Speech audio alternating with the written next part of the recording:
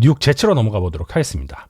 뉴욕 제츠 정말 어지러운 시즌을 보냈죠. 어지러웠던 24시즌을 보낸 뉴욕 제츠에 대해서 이야기를 해보겠습니다. 5승 12패 그러면서 디비전 3위를 기록했는데요. 5승 12패 예상하셨나요? 저희가 사실 그 24시즌 전에 조금 얘기를 한번 한 적이 있죠. 네. 에런 로저스도 왔고 뭐 여러 가지 기대가 많은 상황에서 잘할 것인가 했을 때 저희는 사실 약간 고개를 갸웃거리지 않았습니까? 뭔가 원하는 대로 안 될 것이다 라고 예상은 했지만 5승 12패는 사실 예상 못했습니다. 뭐 한 7승 10패 뭐 뭔가 아쉽게 플레이오프에 못 가거나 조금 한 7승 10패 8승 9패 이 정도 되지 않을까 예상했는데 그거보다 더 심각한 결과가 나와서 참 보는 것 자체가 괴로웠어요. 사실 뭐 특정 인물을 지칭하는 건 아니지만 이 제츠 한 시즌 자체가 정말 약간 누군가의 좀 마지막 단말마 같았다. 지칭하는 것 같은데? 저격하는 것 같은데? 아니 저격은 아니고요. 이게 제가 사실 제츠 팬도 아니지만 보는 게 좀 굉장히 괴로웠던 시즌이었던 것 같습니다. 24시즌 참 글쎄요. 이게 왜 그런지는 한번 생각을 해봤는데 기본적으로 팀 로스터에 이 스타 플레이어들이 좀 질비했기 때문이 아닐까 싶어요. 이름값으로는 모두 어디서 꿀리지 않은 선수들이잖아요. 뭐 게럿 윌슨, 뭐 브리스 홀, 뭐 퀸앤 윌리엄스, 뭐 소스 가드너 이런 많은 선수들의 재능이 조금 한 시즌간 낭비되고 있다고 생각을 해서 그런지 뭔가 더 안타까웠던 것 같습니다. 제츠는 사실 24시즌 뭔가 프랜차이즈를 뒤바꿀 이런 반전을 기대했던 것 같은데 그런 건 정말 없었고요. 에런 로저스뿐만 아니라 뭐 이제 단기로 계약했던 뭐 타이론 스미스, 뭐 심지어 중반에는 드반테 아담스까지 트레이드 했잖아요. 뭐 이런 정말 마지막 발버둥도 결국은 다 실패로 돌아가면서 단장도 감독도 이제 주전 커터백도 다 이제 날라간 정말 대규모 수청 작업으로 연결됐습니다. 그래서 24시즌은 참 보기 괴로운 시즌이 아니었나 그렇게 정리할 수 있을 것 같습니다. 로버트 살라가 시즌 중에 경질됐죠. 제프 브레이크 임시 헤드코치로 전환되었음에도 불구하고 정말 많은 12패 너무 많았어요. 사실 시즌 전에 뉴욕 제츠를 강력한 디비전 챔피언 컨텐더로 보는 분석가들도 굉장히 많으셨거든요. 그리고 플레이오프 진출의 다크호스다라고 예상하신 분들도 굉장히 많았을 텐데 12패? 이건 진짜 예상 밖의 성적이지 않나라는 생각이 들고 있습니다. 그럼 왜 그랬을까를 좀 살펴보면은 전반적으로 4쿼터에 리드를 잃고 뒤집힌 경기가 무려 6회입니다. 너무 많았어요. 이 정도로 경기 집중이 이어지지 않은 그런 상황이 많이 연출이 됐고요. 여기에 페널티도 리그 최다를 기록을 했습니다. 이러면서 전형적인 자멸형 패턴을 반복을 했어요. 참 아쉽죠. 그리고 에런 로저스 같은 경우에는 패스 시도가 584회 개인적으로 이렇게 있었는데 이것은 팀 역사상 주전 쿼터백의 최다 패싱 시도 기록이었거든요. 근데 너무 효율이 안 좋았어요. 드랍백을 할 때 뭐 스틱이라거나 슬랜트 패키지 중심으로 경기를 풀어 나갔는데 패싱 편중 현상이 나타난 게 오히려 독이 됐습니다. 상대에게 너무 뻔한 패턴으로 읽혔고요. 효율이 너무 낮았습니다. 그리고 브리스 홀이라는 러닝백을 두고도 제대로 활용을 못했죠.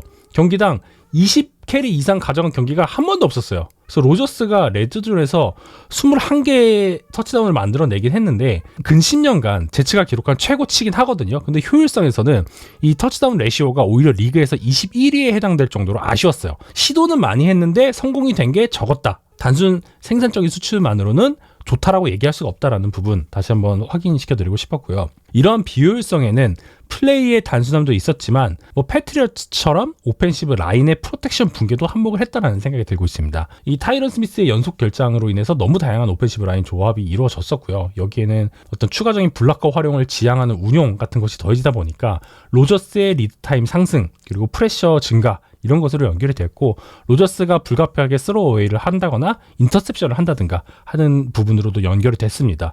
그래서 실제로 디펜스가 엄청 고군분투를 하는데 오펜스가 계속 턴오버하고 이러니까 이제 서로 이제 분위기가 안 좋아지는 이런 상황까지 연출이 되고 이랬거든요. 참 그 부분 참 아쉬웠다라는 생각이 들고 있고 그리고 디펜스에서는 뭐 야드 허용 측면에서는 여전히 리그 상위권을 유지를 했어요. 상대에게 그만큼 야드를 많이 안 늦었다라는 뜻인데 여기에 실점 자체는 늘어나긴 했지만 이것은 오펜스의 부진 그리고 팀 내 어수선함을 좀 고려를 해야 된다라는 생각이 들고 있습니다. 하지만 이런 부분들을 고려를 한다고 하더라도 제치의 디펜스는 그래도 선전했다라고 저는 평가를 하고 싶습니다. 전년도에 비해서 전술적 변화가 있긴 했어요. 예를 들어서 핵심 디펜더라고 할 수 있는 니켈백, 마이클 카터가 부상으로 인해서 전체 스냅의 4분의 1 정도만 소화를 했거든요.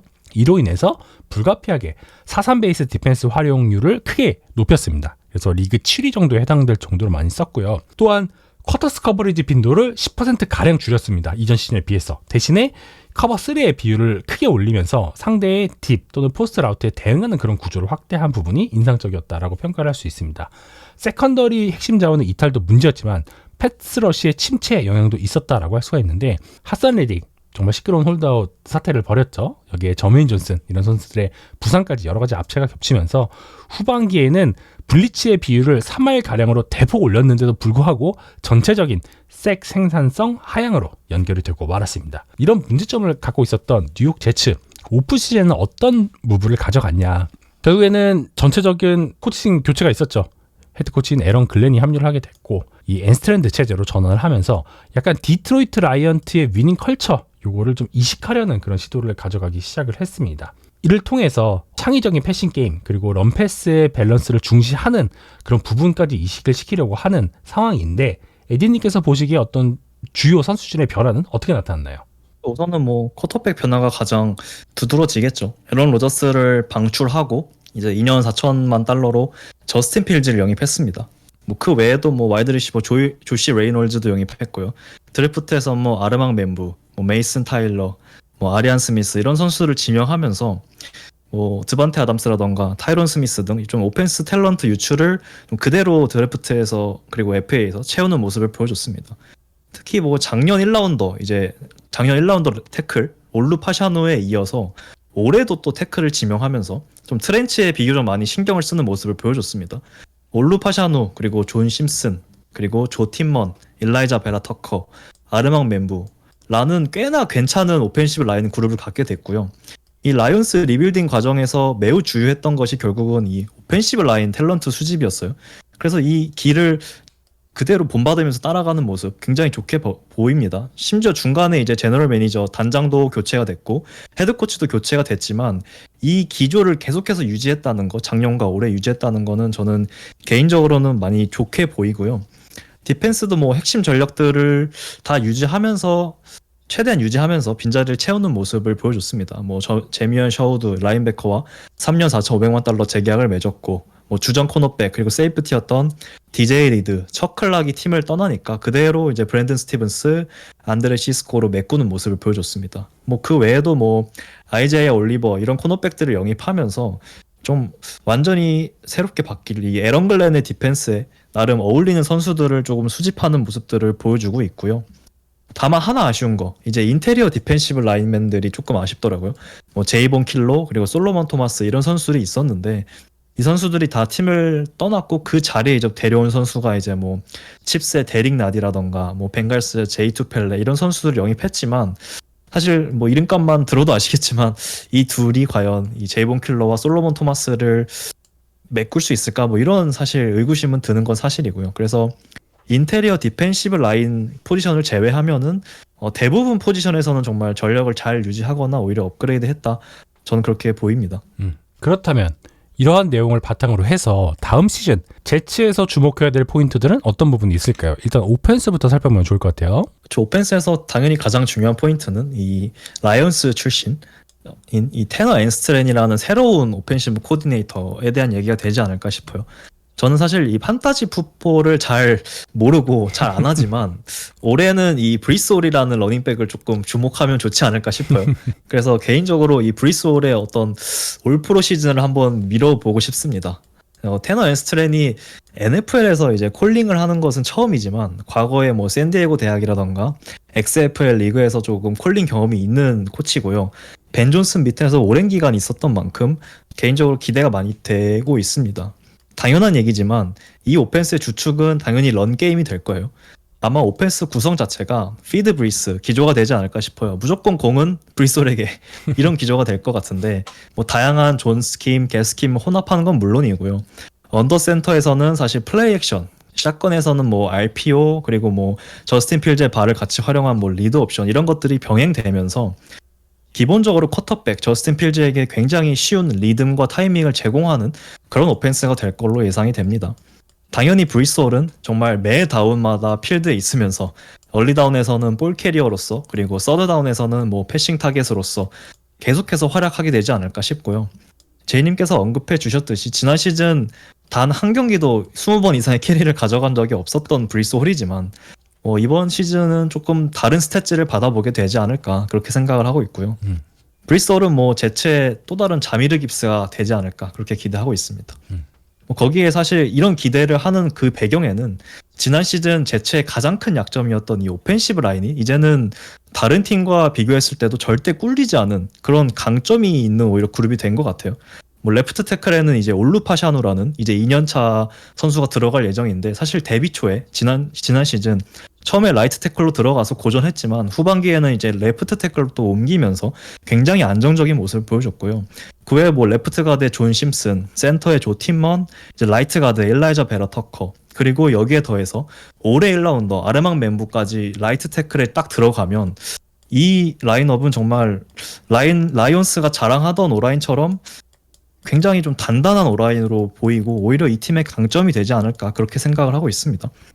그리고 이외에 뭐 전술적으로 한 가지 포인트를 언급을 하면은 결국 이 샷건과 언더센터라는 포메이션의 비율을 어떻게 가져가느냐가 굉장히 중요할 것 같습니다. 저스틴 필즈의 또 다른 강점, 이 모빌리티, 발을 어떻게 활용하느냐. 결국은 여러 옵션 게임을 최대한 활용하기 위해서는 이 샷건 포메이션이 강제되지만 그만큼 언더센터에서의 보여줄 어떤 런게임과 이 런게임과 연계될 좋은 어떤 블래그 플레이 액션들을 포기할 수도 없거든요. 그러다 보니까 이 샷건에서의 어떤 옵션 게임 그리고 언더센터에서의 런게임과 플레이 액션 이런 것들을 조금 잘 밸런스 있게 조절하는 것이 이제 테너 앤스트랜에게 조금 주어진 과제가 아닐까 싶어요. 이제 제러드 고프가 아니라 저스틴 필즈와의 경기를 풀어야 되기 때문에 이 부분은 아마 앤스트랜이 해보지 않은 영역이긴 해서 아마 시즌 중에 계속해서 조절을 하는 과정이 있을 거라고 보고요. 결국은 저스틴 필즈의 강점을 극대화하면서 이 런게임의 위력을 잃고 싶지 않다면 이 샷건 포메이션 그리고 언더센터 포메이션 간의 밸런스를 잘 조절하는 것이 이 오펜스의 어떤 성패를 좌지우지하지 않을까 그렇게 생각을 하고 있습니다. 이미 제가 조사한 바에 따르면 앤스트랜드는 이제 미니캠프에서 런으로 일단 확보를 하고 그다음에 패스로 이제 공략한다라는 그런 부분을 굉장히 적극적으로 활용을 하고 있대요. 그리고 언더센터와 샷건 콜을 거의 이제 5대5, 6대4 미만으로 이제 잡는 그런 기본 틀 균형을 굉장히 잘 잡은 상태에서 훈련을 진행을 하고 있다고 하는데 이게 진짜 시즌 중에도 한쪽으로 치우치지 않고 유지가 잘 될지 집중해서 보면 좋을 것 같습니다. 추가적으로 저는 디트로이트 라이언스에서 활용했던 것처럼 이 하이모션 레시오를 가져갈지도 관건이라고 생각이 되고 있습니다. 그래서 이를 통해서 OL은 세 판짜기 여태까지 잘 이루어지고 있고 멤브가 곧바로 이제 태클 이제 퍼스트 팀에 들어가서 뛰고 있고 그리고 오크라포가 이제 뛰고 있는 그런 상황에서 이제 두 선수들의 안정감 그리고 에디님께서 먼저 말씀해주신 그 주전 라인업이 안정적으로 잘 이루어진다면 굉장히 피지컬한 그런 러싱 게임이 잘 구축될 것이라는 기대가 되고 있네요. 그럼 추가적으로 이어서 스티브 위클스의 디펜스 이야기도 해보면 좋을 것 같아요. 그렇죠. 디펜스에도 사실은 좀 큰 변화가 예상이 됩니다. 기본적으로 이 라이언스 디펜스를 성공적으로 이끌었던 이 에런 글렌이라는 헤드 코치가 새로 부임을 했고 또 오랜 기간 NFL 코치로 일하면서 나이너스에서도 디펜시브 코디네이터를 했던 뭐 스티브 윌크스가 디펜시브 코디네이터로 앉았어요. 그래서 먼저 에런 글렌의 지난 시즌 디펜스를 살펴보면 이 디펜스는 결국 헤비 퍼스넬 그리고 어그레시브니스 이 두 단어로 요약할 수 있을 것 같습니다. 라이언스 디펜스 리그에서 가산 베이스 패키지 활용이 가장 높은 팀이면서 동시에 맨 커버리지를 이외에서 가장 높은 비율로 활용했던 팀입니다. 글렌이 가장 좋아하는 시나리오는 얼리다운에서는 블리츠를 자제하면서 디펜시브 라인맨들에게 갭 컨트롤에 집중시키고요. 야도 허용을 최소화하면서 상대가 서든 미디엄, 서든 롱 상황이 나오면 여지없이 공격적으로 블리츠를 꺼내드는 그런 스타일이었어요. 오히려 뭐 4명을 활용하는 뭐 심프레셔라던가 크리퍼 이런 전략 전술보다 5명, 6명을 공격적으로 블리츠 보내는 이런 비율이 굉장히 높았을 정도니까 이런 굉장히 공격적인 블리츠 그리고 후방에서는 코너백의 맨 커버리지가 결합을 되다 보니 기본적으로 야드 허용 그리고 페널티 허용이 굉장히 많긴 했지만 이런 운영은 기본적으로 상대로 하여금 볼을 빨리 찾아오는 효과로 이어졌고요. 오펜스의 긴 볼 소유와 연계되면서 굉장히 좋은 효과를 냈습니다. 이런 확실한 색깔을 갖고 있는 에런 글렌이 제체에 오면서 디펜시브 코디네이터 자리에 스티브 윌크스를 앉힌 거는 굉장히 좀 여러 가지 의미가 있다고 보는데 이 스티븐 윌크스의 색깔은 에런 글렌과는 완전히 다른 색깔을 가진 코치예요. 맞아요. 그러다 보니까 이런 식으로 색깔이 전혀 다른 코치를 안 치는 경우가 사실은 종종 있는데, 이거는 이제 팀의 로스터에 맞게, 조금 로스터 탤런트에 맞게 이 전략 전술을 조금 유기적으로 대응하기 위함으로 보거든요. 그러다 보니까 아마 에런 글렌이 라이언스에서 보여줬던 디펜스의 색깔이 그대로 좀 이식된다라기보다는 조금 더 다양하거나 혹은 스티브 윌크스의 색깔이 조금 더 들어간 플러스 알파가 들어간 디펜스를 저는 볼 수 있지 않을까, 그렇게 기대를 하고 있고요. 스티브 윌크스의 디펜스도 조금 설명을 해주시면 좋을 것 같습니다. 네. 이 스티브 윌크스가 에런 글렌과의 스타일이 굉장히 다르다고 말씀을 해주잖아요. 근데 왜 이게 가능했을까를 말씀드려보면, 일단 그것부터 말씀드려보면, 에런 글렌이 재치에 온 것은 단순하게 지금 디펜시브 라인을 너가 그동안 했던 것처럼 바꿔줘, 고쳐줘, 이게 아니라, 제츠는 에런 글렌이 디트로이트 라이언스에서 만들었었던 이 위닝 컬처를 라커룸에 이식하는 것을 1순으로 이제 목표로 삼고 오게 되었습니다. 그래서 콜린 정권은 일단 스티브 윌크스에게 갈 거예요. 그래서 전술이 다르다고 할지라도 현재 팀에 있는 선수들을 극대화할 수 있는 전술을 활용하기에는 윌크스의 전술이 더 효율적이라는 판단이 있었기 때문에 프론트와 그리고 에런 글렌은 이런 선택을 한 것으로 이해해 주시면 좋을 것 같아요. 이 스티브 윌크스는 성공적인 커리어를 쌓은 코치죠. 거쳐왔던 펜서스에서도 그렇고 샌프란시스코 나이너스에서도 그렇고 쿼터스를 근간으로 한 커버리지를 굉장히 많이 썼던 그런 코치입니다. 이것을 기본으로 깔되 이 매칭 원칙을 기반으로 해서 맨 커버리지 활용을 가져가는 것이 특징인데, 이게 굉장히 빠르게 제츠에 이식될 수 있을 것이다라는 생각을 하고 있습니다. 이유는 지난 시즌 제츠가 4쿼터에서 리드를 많이 못 지킨 근본적인 이유 중에 하나가, 제가 앞서서 커버3 활용을 굉장히 늘렸다고 말씀을 드렸잖아요. 특히 한 명의 세이프티를 최후방에 쫙 빼고 사용을 하는 이 커버3 클라우드, 이런 전술 운용을 많이 썼는데, 이것이 결국에는 빅플레이 헌납으로 자주 연결이 됐습니다. 그래서 윌크스는 본인 전술 운용의 장점을 살려서 이 스플릿 세이프티 쉘로 일단 시작을 하고, 스냅과 동시에 선수별 그리고 오펜스 플레이 별 대응하는 이런 역할 전개를 하게 될 것으로 예상이 되고 있어요. 또한 에딘께서 말씀해 주신 것처럼 어떤 크리퍼, 심프레셔 같은 활용들이 많이 기대가 됩니다. 그러니까 윌크스는 기본적으로 포맨 러쉬를 많이 사용하는 형식의 운영을 했던 코치고, 글렌 같은 경우는 굉장히 어그레시브한 블리츠를 많이 활용했던 코치인데, 결국에는 윌크스 쪽으로 가게 될 것 같아요. 저는. 에딘께서는 어떻게 생각하실지 모르겠지만, 그래서 겉으로는 전통적인 포맨 러시처럼 보이지만 스냅 직후 디펜시브 라인 한 명이 드랍을 하고 라인베커 또는 디펜시브 백이 빈 갭으로 들어가는 이런 전술 활용과 효과성에 대해서 집중해서 보시면 좋을 것 같습니다. 여기에 핵심적인 역할을 한 선수는 이번에도 여전히 퀸앤 윌리엄스가 될 것이다라고 예상이 되고 있는데, 윌리엄스가 보통 B갭에서 더블팀을 담당하게 되거든요. 이렇게 되면 오펜시브 라인의 슬라이드가 안쪽으로 이렇게 쏠리는 순간이 발생을 해요. 이러면 B갭이라거나 와이드 나인 같은 경우에서 교차로 들어오는 이 블리츠 선수들, 이 선수들이 얼만큼 턴오버를 만들어내냐, 또는 프레셔를 가하냐, 또는 쿼터백 히트를 만들어내냐, 이것에 따라서 디펜스의 성과가 갈릴 수 있을 것이다 라는 생각이 들고 있습니다. 좀 관련해서 첨언해 주실 부분 있으실까요? 사실은 디펜스를 결국은 어떻게 바꾸느냐, 기존에 이제 로버트 살레가 보여줬던 디펜스도 물론 좋긴 했지만 어쨌든 새로운 색깔이 또 들어오는 거기 때문에, 이게 뭐 에런 글렌의 색깔이 들어오느냐, 스티브 윌크스의 색깔이 들어오느냐는 사실 크게 중요하지 않다고 보고요. 그냥 누가 조금 더 잘할 수 있느냐, 뭐 이게 더 중요하지 않을까요? 글쎄, 이건 잘 모르겠습니다. 한번 시즌이 진행되면서 한번 그것도 저희가 계속 팔로우하면서 저희가 방송을 하면 좋을 것 같습니다. 네, 근데 저는 좀 윌크스의 방식이 실제로는 필드에서 많이 나올 것이다. 글렌 같은 경우에는 오히려 이 디트로이트 라이언스에서 헤드코치가 했던 것처럼 약간 CEO형 매니저로서 이 팀의 역할을 더 막중하게 부여받은 것으로 이 사료가 되기 때문에 윌크스의 색깔이 조금 더 많이 드러나는 시즌이 되지 않을까라는 일단 기대를 저는 한다라는 말씀을 드리고요. 이거 정답은 아닙니다. 이거는 저희가 시즌 중에 계속 반복해서 또 언급을 할 테니까 같이 팔로우 하시면서 제츠의 성적 한번 지켜보시면 좋을 것 같습니다.